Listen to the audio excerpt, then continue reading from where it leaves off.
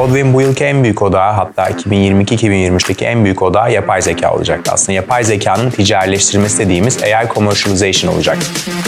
Biz burada AI'yı müşteriyle buluşturmayı amaçlıyoruz ve bunu da çok güzel başarıyoruz. Özellikle AI konusu okullarda çok üstün körü kalıyormuş gibi geliyor bana yani. Bir model, yaptığımız herhangi bir şey bir veya iki kişi tarafından kullanılıp bitiyordu. Şu an bizim yaptığımız şey 3 milyon kişiye ulaştı yani. Bu işin 1 ve 0 arasında çok ciddi bir fark var. Yeterince iyi bir sonuç alamıyorsan ürettiğin AI modellerinden bu direkt sıfıra eşitlenmiş oluyor. Yani çok yaklaşsan bile biri aslında hiçbir anlamı olmamış oluyor bu tarafta.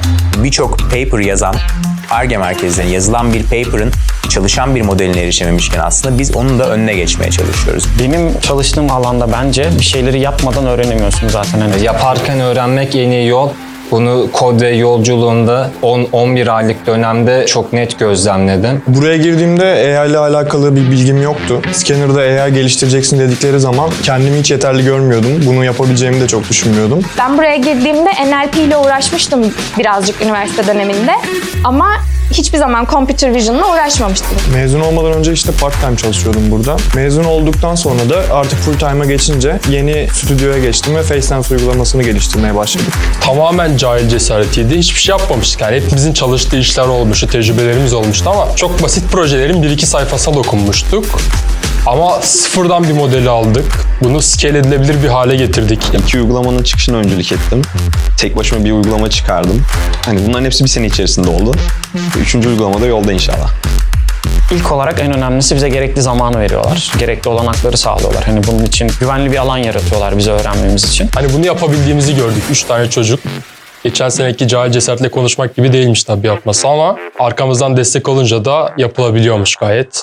Bütün dünyada en çok indirilen uygulamalar arasındaydı. Spotify'ı geçtiği günler oluyordu yani böyle bir uygulama, böyle bir başarıya. Tarihe imza attılar gerçekten yani o anın fotoğrafları var Spotify ile yarıştığımız anların. Bunu henüz 24 yaşında başarabilmek bence dünyada çok nadir bir şirkette verilen bir fırsat. Early Impact, biz insanların erken aşamada impact edebilmesini istiyoruz. Biz mesela bu projeye başlamadan önce aylarca araştırdık, aylarca hayal ettik. İlk etapta kendimiz kamera karşısına geçtik ve kendi yüzlerimizle aslında bu dansları yapmaya çalıştık. Ancak sonrasında fark ettik ki her ne kadar aramızda birkaç yetenekli arkadaş olsa da bu bambaşka bir iş. Her hareket geçmiyordu, hareketlerin abartılı olması gerekiyordu falan. Bir sürü şey öğrendik. Çok öğrenim oldu. Ve burada algoritma oyunculuğu dediğimiz şeyi keşfettik aslında. Bizim seyircimiz algoritma.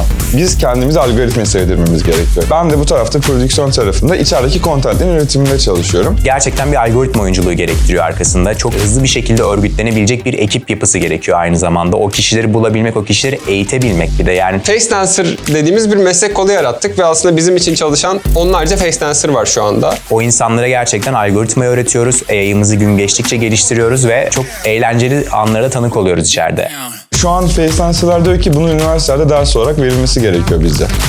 Ben şu an bunu yaparken eğleniyorum. Kendi kendime bile eğleniyorum ki Anlaması basit bir algoritması var. yani yüzünüzü alıp aslında bir videodaki herhangi bir insana koyuyorsunuz. Dansöz oldum, gitar çaldım, şarkı söyledim, Afrika'da bir kabilenin üyesi oldum, işte Bali'de denize girdim vesaire birçok şey yaptım o videolarla. Normalde yeni bir uygulama çıktığın zaman bu kadar kullanıcı beklemediğin için aslında elimiz o kadar kuvvetli değildi. Yani buna yetişemediğimiz zamanlar oldu. Çok stresli geçen ama çok eğlenceli geçen zamanlar oldu. Yaptığımız ürün bize zevk veriyor. Yani Face Dance'de amacımız aslında insanlara güzel, eğlenceli bir deneyim yaşatmak.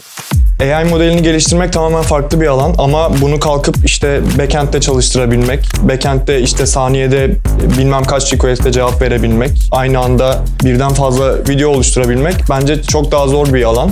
Deneme yapmadan bir şeyi anlamak özellikle yapay zeka alanında çok zor yani. Çok sofistike dediğimiz modeller çok kötü sonuçlar verebilirken çok basit düşündüğümüz zaman çok güzel sonuçlar alabildiğimiz durumlar da oluyor. yaptığımız ürünler zor çünkü deep learning üzerine çalışıyoruz, computer vision üzerine çalışıyoruz. Bunları hızlı bir şekilde ürünleştirip aynı zamanda bir mobil uygulamaya çevirip product management tarafına da bakıyoruz. Ve bunu yapabildiğiniz zaman da elinizde bir uygulama oluyor.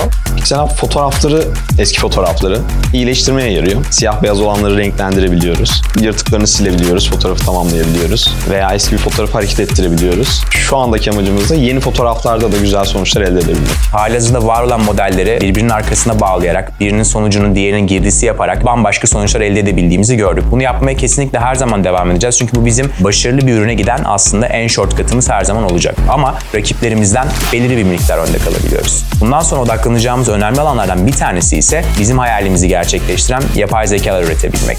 Gerçekten ticari sır niteliğinde en yakın rakibimizin 2 sene 3 sene ötesinde olmak istiyoruz.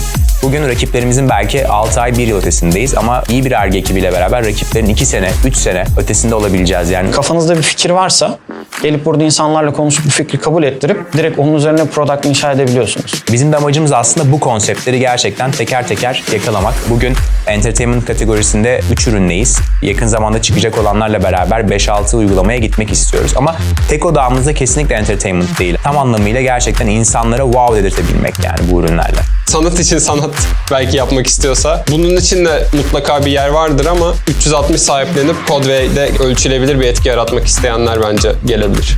Codeway, yapay zekanın başını çeken bir şirket olacak. Özellikle yapay zekanın ticarileştirilmesi noktası, yapay zekanın business'a dönüştüğü noktanın başını çeken bir şirket olacak. Burada olmak isteyen, bu başarının altına imza atmak isteyen yetenekli arkadaşlar için de bence büyük bir fırsat.